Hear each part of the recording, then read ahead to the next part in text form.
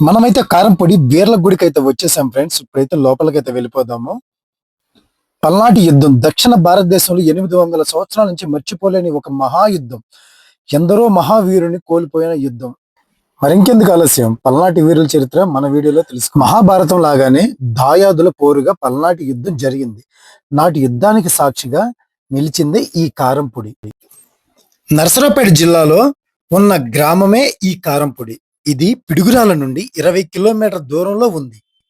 ఈ కారంపొడిలో శతాబ్దాలుగా యుద్ధంలో అమరులైన వీరులను స్మరిస్తూ ఉత్సవాలు నిర్వహిస్తారు. 11వ శతాబ్దంలో పల్నాటి యుద్ధం జరిగిందని చరిత్రకారులు చెప్పారు. ఆంధ్ర కురుక్షేత్రంగా ప్రసిద్ధికెక్కిన పల్నాటి యుద్ధం తెలుగు చరిత్రలో ఒక ముఖ్య ఘట్టం. నలగామరాజును నాయకురాల నాగమ్మ కీలు బొమ్మను చేసి దాయాదుల మధ్య చిచ్చు రగిల్చి దైవాంబ సంభూతుడైన మంత్రి బ్రహ్మనాయుడితో కయ్యానికి కాలు దువ్వడంతో నాగులేరు ఒడ్డున భీకర పల్నాటి యుద్ధం. ఈ కురుక్షేత్రానికి చెందిన మహావీరులు నేల కొరగడంతో నాగులేరు వాగు రక్తపు ఏరుగా మారింది. క్షేత్రగాత్రుడైన బ్రహ్మనాయుడు కుమారుడు బాలచంద్రుడు నాగులేరు తన ప్రేగును శుభ్రం చేసుకుని మళ్లీ దండయాత్ర చేసి వీర మరణం పొందాడు. యుద్ధం జరిగిన కొన్ని వందల సంవత్సరాల తర్వాత నాగులేటు ఒడ్డున దండయాత్ర అను యముల జాఫర్ ఫరీదులు విడుదల చేసి పల్నాటి వీరులు గుర్తులుగా వదిలిన రాళ్లను ఒక్కేటి గడ్డలుగా చేసి వంటలను ఆరగించి అస్వస్థులు కావడంతో ఆ రాత్రి చెన్నకేశవ స్వామి కలలో కనిపించి పల్నాటి వీరుల స్మారకం చిహ్నంగా ఒక మందిరం నిర్మించాలని ఆదేశించడంతో జాఫర్ ఫరీదులు నాగులేటి ఒడ్డున ఈ వీర్ల గుడిని 11వ శతాబ్దంలో మాచర్ల సేనకు సర్వ సైనానికిగా బాధ్యతలను నిర్వహించి బ్రహ్మనాయుడుకు నమ్మిన బంటుగా కడవరకు నిలిచి చరిత్రలో పల్నాటి ప్రజల గుండెల్లో నేటికి నిలిచిన మహావీరుడు కన్నమదాసు.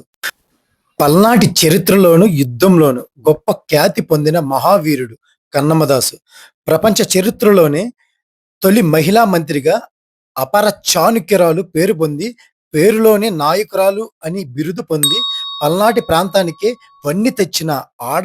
పల్నాటి యుద్ధం ఆంధ్రప్రదేశ్లోనే 1182వ సంవత్సరంలో జరిగింది.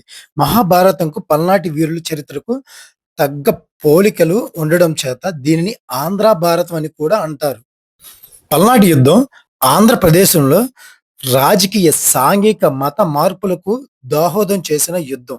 ఈ యుద్ధం తీరాంధ్రలోనే రాజవంశాలన్నిటినీ బలహీనపరిచి కాకతీయ సామ్రాజ్యాన్ని విస్తరణకు మార్గం సుభవం చేసింది. తెలుగు వారికి తెలుగు ఛంద శుద్ధిలో రాసిన మహాకావ్యం పల్నాటి వీర చరిత్ర.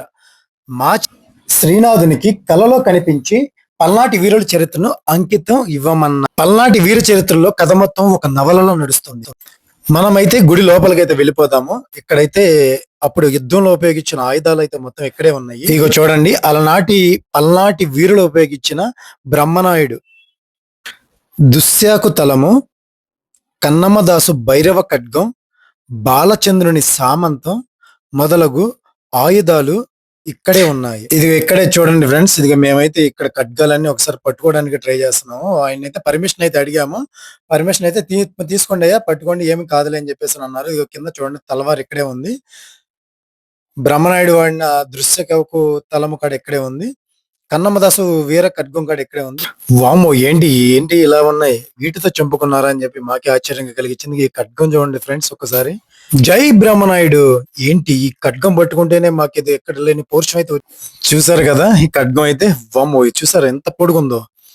అప్పట్లో ఈ ఖడ్గంతోనే యుద్ధాలు అయితే చేశారు. మమ్మల్ని అయితే ప్రతి ఒక్క ఖడ్గం అయితే పట్టుకొని ఇచ్చారు. ప్రతిదీ మేమైతే టచ్ చేసేసి నమస్కరించుకుని మీటిగా వచ్చేసేసాము.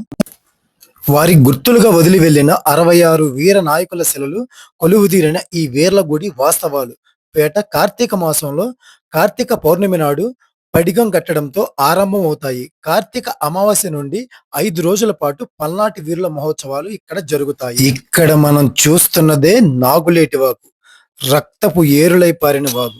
చూశారు కదా ఫ్రెండ్స్, పలనాటి వీరుల చరిత్ర ఈ నాగులేటి వాగు ఒడ్డున జరిగింది. ఇలాంటి మరిన్ని వీడియోస్ కోసం నేను చెప్తే చేస్తారా? చేయరు కదా. మీకు నచ్చితేనే సబ్స్క్రైబ్ చేయండి.